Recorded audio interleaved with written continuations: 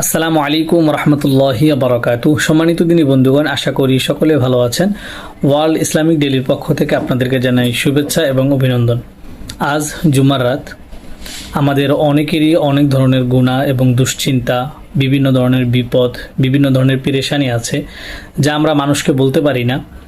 বলার দ্বারা হয়তো বা অপমান অথবা আমাদের যে চাওয়া সেটা পূরণ হবে না।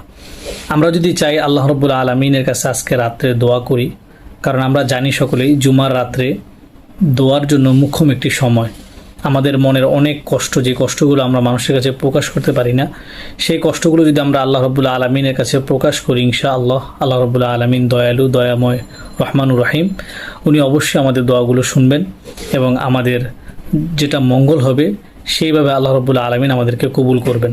তাই আমরা এই রাত্রে বেশি বেশি আল্লাহ রাব্বুল আলামিনের কাছে দোয়া করব এবং সবচেয়ে সুন্দর যে আমল সেটা হলো দুরুদ শরীফ।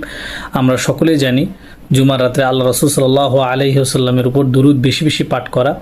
তো আমি আপনাদেরকে অবশ্যই মেসেজ দিই এবং আমরা সবাই এই দোয়ায় অবশ্যই শামিল হব এবং বেশি বেশি করে দুরুদ শরীফ আমরা পাঠ করব এবং অন্যদেরকে উৎসাহিত করব। আল্লাহ রাব্বুল আলামিন আমাকে এবং আমার ভাই সবাইকে এই কথাগুলোর উপর আমল করার তৌফিক দান করুক।